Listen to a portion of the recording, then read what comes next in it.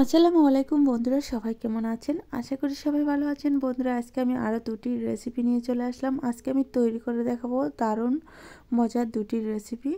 যেহেতু শীত চলে এসেছে, আমি শীতের জন্য দুটি রেসিপি নিয়ে এসেছি, যেটা একটা চায়ের সাথে খাওয়া যাবে, গরম গরম চায়ের সাথে দারুণ মজা করে খাওয়া যাবে। আরেকটা হচ্ছে শীতের ভাপা পিঠা, যেটা আপনার প্রতিদিন সকালে বানিয়ে খেতে পারে খুব সহজভাবে। চলুন বন্ধুরা, কথা না বাড়িয়ে আমি মূল ভিডিওতে চলে যাচ্ছি। তার আগে বলছি, প্লিজ বন্ধুরা, ভিডিওটি দেখার শুরুতে একটা লাইক দিয়ে সম্পূর্ণ ভিডিওটি দেখার চেষ্টা করবেন, আর ভালো লাগলে চ্যানেল সাবস্ক্রাইব করে রাখবেন। তার সাথে বলছি, যদি আমার কোনো নতুন বন্ধু এসে থাকেন, সম্পূর্ণ ভিডিওটি দেখার চেষ্টা করবেন। এখন আমি মূল ভিডিওতে চলে যাচ্ছি। আজকের প্রথম রেসিপি তৈরি করার জন্য প্রথমে একটা মিক্সিং বোল নিয়েছি, তারপর নিয়ে নিচ্ছি একটি ডিম। আমি ডিমটাকে ভেঙে নিচ্ছি। বন্ধুরা দেখেন, আমি ডিমটাকে ভেঙে নিচ্ছি। তারপর আমি এখানে অন্য উপকরণ অ্যাড করে দেব। দিয়ে দিচ্ছি চিনি, আপনারা স্বাদ মতো চিনি দিয়ে দিবেন। তারপর দিয়ে দিচ্ছি 1 টেবিল চামচ বেকিং পাউডার।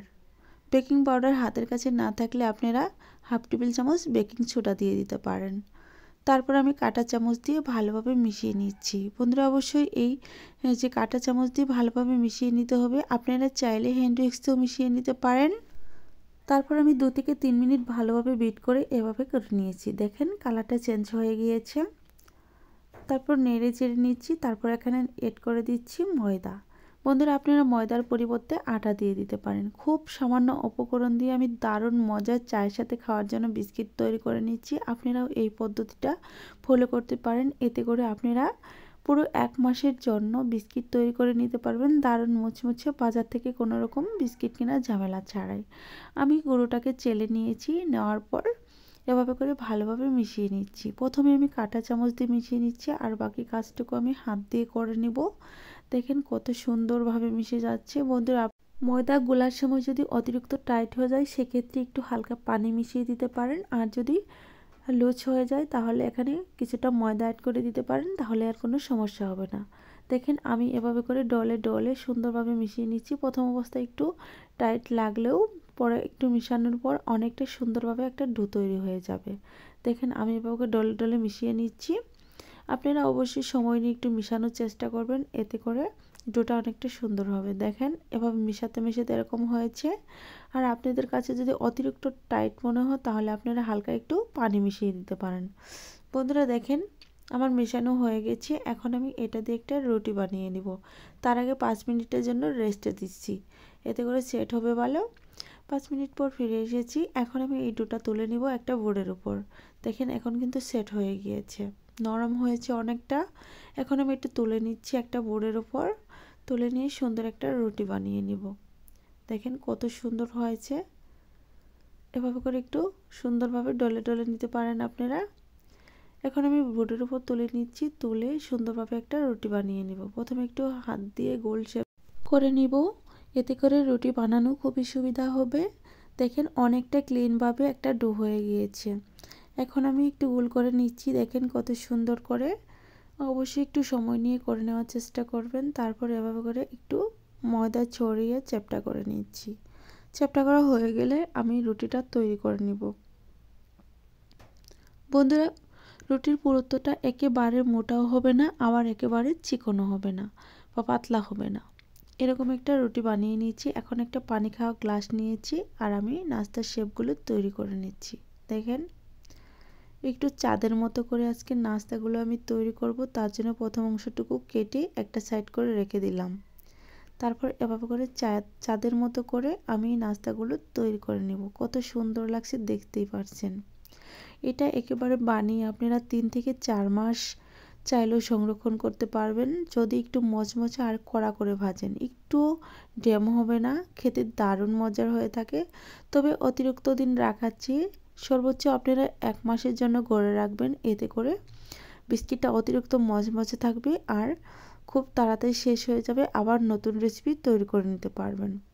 একই পদ্ধতিতে আমি সবগুলো বিস্কিট পিঠা তৈরি করে নিলাম। দেখেন সবগুলো একেবারে চাঁদের মতো লাগছে দেখতে, খুব সুন্দর লাগছে। আর ভেজে নেওয়ার পর আরও সুন্দর লাগবে, একেবারে ফুলে ডবল হয়ে যাবে, তখন কিন্তু অনেক বেশি সুন্দর লাগবে। বন্ধুরা দেখেন আমি এখন এই বিস্কিট পিঠাগুলো ভেজে নেওয়ার জন্য চুলায় চলে যাব। চুলায় একটা আগে থেকেই কড়াই বসিয়ে রেখেছি, আর সেই কড়াইয়ে পর্যাপ্ত পরিমাণে তেল দিয়ে তেলটাকে একটু ভালোভাবে গরম করে নিয়েছি। অবশ্যই বন্ধুরা তেলটা একটু ভালোভাবে গরম করে নেওয়ার চেষ্টা করবেন। এই বিস্কিটগুলো ভেজে নেওয়ার জন্য তেলটা গরম করে নেওয়া খুবই গুরুত্বপূর্ণ একটা বিষয়। হালকা তেলে দিলে এটা খুলে আসবে, তার জন্য অবশ্যই গরম তেলে দিয়ে মুচমুচে করে ভেজে নেওয়ার চেষ্টা করবেন। বিস্কিটগুলো দেওয়ার পর চুলার আঁচটা একটু মিডিয়ামে রাখার চেষ্টা করবেন, তা না হলে খুব তাড়াতাড়ি উপর থেকে কালার চলে আসবে আর ভেতরটা অনেকটা কাঁচা রয়ে যাবে। দেখেন বন্ধুরা, আমি যেই পিঠাগুলো দিয়েছিলাম এখন ফুলে ডবল হয়ে গিয়েছে আর সুন্দর একটা কালারও চলে এসেছে। আর বিস্কিটের উপর দেখেন কত সুন্দর লাগছে, একেবারে কেমন জানি কারুকাজে বড়া। তারপর একটা স্টিক দিয়ে আমি বিস্কিটগুলো উল্টিয়ে পাল্টিয়ে ভেজে নিচ্ছি। খুব সহজেই ভেজে নেওয়া যাবে। আপনারা চাইলে একটু বেশি করে বানিয়ে 1-1.5 মাস বা 2 মাসের জন্য ঘরে সংরক্ষণ করে রাখতে পারেন চায়ের সাথে খাওয়ার জন্য। আপনারা চাইলে বাচ্চাদের নাস্তা হিসেবেও তৈরি করে রাখতে পারেন, তাদের হাতে সকাল অথবা বিকালে যে কোনো টাইমে ধরিয়ে দিতে পারেন, তারা খেয়ে অনেক বেশি মজা পাবে। এই নাস্তাগুলো দারুণ ফ্লেভারের নাস্তা হয়ে থাকে, মানে বিস্কিট হয়ে থাকে। বন্ধুরা দেখেন সুন্দর কালার চলে এসেছে। আমি এখন এগুলো একটা প্লেটের উপর তুলে নিব। কত সুন্দর হয়েছে দেখতেই পাচ্ছেন। একটা শাকনাযুক্ত ছিদ্রযুক্ত চামচ দিয়ে আমি এটা একটা প্লেটের উপর তুলে নিচ্ছি। দেখেন একটু কাছ থেকে দেখিয়ে দিচ্ছি, কত সুন্দর লাগছে, একেবারে বাঁকানো চাঁদের মতো লাগছে। আপনারাও এভাবে করে তৈরি করতে পারেন বা গোল গোল করেও করতে পারেন। আপনাদের পছন্দ মতো ডিজাইন দিয়েই নাস্তাগুলো বা পিঠাগুলো তৈরি করে নিতে পারেন। দেখেন বন্ধুরা, আমি সবগুলো নিয়ে চলে এসেছি, এখন আমি ভেঙে দেখাবো। তার সাথে বলছি প্লিজ বন্ধুরা, আমার ভিডিওটি কেমন লাগলো কমেন্টের মাধ্যমে জানিয়ে দিবেন, আর ভালো লাগলে চ্যানেল সাবস্ক্রাইব করে রাখবেন। আমি ভেতরটা দেখিয়ে দিচ্ছি, দেখেন কত সুন্দর। বন্ধুরা আমি এখানে আরেকটা কথা বলছি, আমার কথা বলতে গলার সমস্যা হচ্ছে ঠান্ডার কারণে, যার কারণে আমি কথা বলতে পারছি না। জানি না আপনাদের কাছে কেমন লাগছে, তবে আজে বাজে মন্তব্য করবেন না প্লিজ, কারণ মানুষের কণ্ঠ সবসময় এক সমান থাকে না। ঠান্ডার কারণে আমি কথা বলতে একটু সমস্যা বোধ করছি। বন্ধুরা এখন আমি দ্বিতীয় রেসিপিতে চলে যাচ্ছি। আজকে দ্বিতীয় রেসিপি হবে শীতের সকালের ভাপা পিঠা। আমি এগুলো আতপ চাউলের গুঁড়ো দিয়ে শীতের সকালের ভাপা পিঠা তৈরি করে দিচ্ছি। এগুলো ফ্রিজে রাখা ছিল, আমি ফ্রিজ থেকে বের করে ঝরঝরে করে নিয়েছি, তারপর দিয়ে দিলাম। তারপর দিয়ে দিচ্ছি স্বাদ মতো লবণ। এখানে 1/2 কেজি চাউলের গুঁড়ো আছে, আপনারা চাইলে কমিয়ে বাড়িয়েও নিতে পারেন। লবণ দিয়ে মাখিয়ে নিলাম, তারপরে নর্মাল তাপমাত্রা পানি দিয়ে আমি গুঁড়োটাকে রেডি করে নিচ্ছি। অবশ্যই পানি দিয়ে রেডি করে নিতে হবে।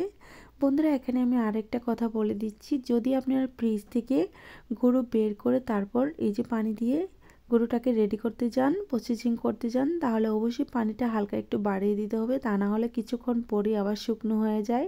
দেখেন আমার রেডি হয়ে গিয়েছে, হাত দিয়ে মুঠো করলে তলা পেকে যাচ্ছে, তার মানে রেডি হয়ে গিয়েছে। এখন আমি একটা চালনা নিলাম, এটা হচ্ছে মোটা ছিদ্রযুক্ত একটা চালনা।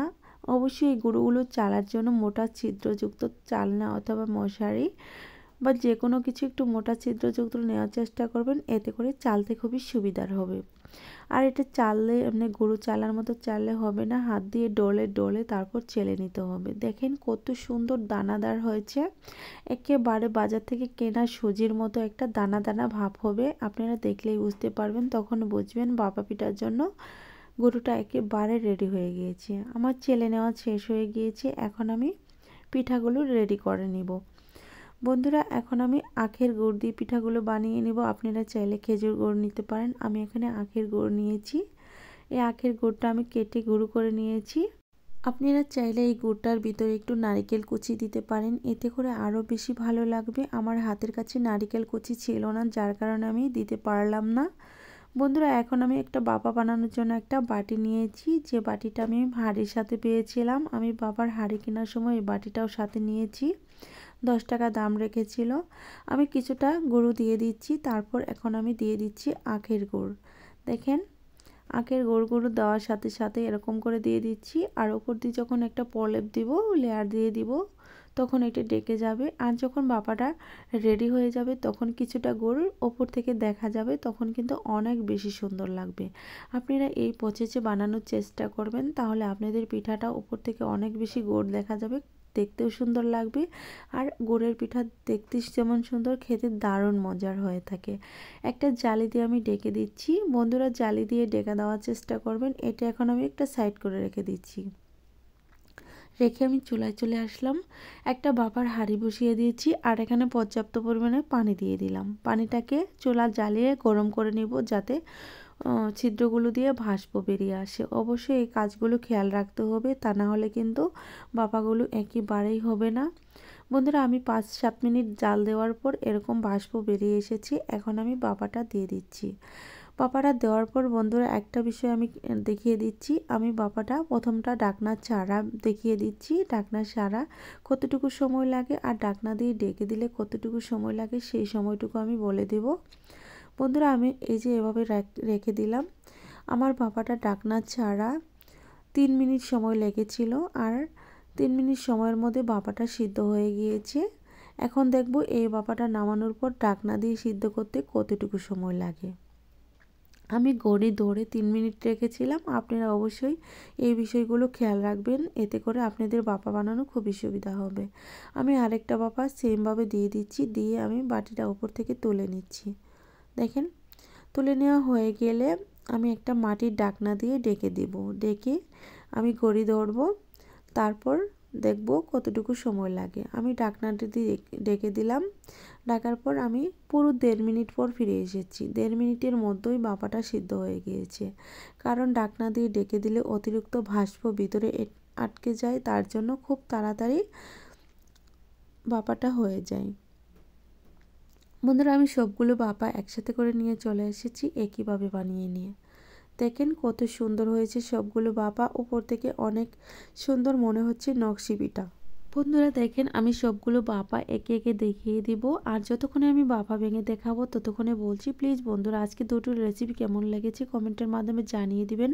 আর ভালো লাগলে চ্যানেল সাবস্ক্রাইব করে রাখবেন। তার সাথে বলছি, যদি আমার কোনো নতুন বন্ধু এসে থাকেন তাহলে প্লিজ বন্ধুরা ভিডিওটি দেখে ভালো লাগলে চ্যানেল সাবস্ক্রাইব করে দিবেন, আর পাশে থাকা বেল বাটনটি অন করে দিবেন আমার চ্যানেলে ভিডিও সবার আগে পাওয়ার জন্য। দেখেন কত সুন্দর হয়েছে, ভিতরটা একেবারে পুর দিয়ে ভরা। আর এটা হচ্ছে মিঠাইয়ের পুর। এখানে আমি কোনো রকম নারকেল কুচি বা কোনো কিছুই দেইনি, খেতে কিন্তু দারুণ হয়ে থাকে। বন্ধুরা, এখন আমার বিদায় নেওয়ার পালা। আজ এ পর্যন্তই। ভালো থাকবেন, সুস্থ থাকবেন, আল্লাহ তাআলার কাছে এই কামনা করে বিদায় নিচ্ছি। পরবর্তীতে আবারও দেখা হবে নতুন কোনো রেসিপি নিয়ে। ততক্ষণে সবাই অনেক বেশি ভালো থাকবেন, অনেক বেশি সুস্থ থাকবেন, এই কামনা করে বিদায় নিচ্ছি। খোদা হাফেজ।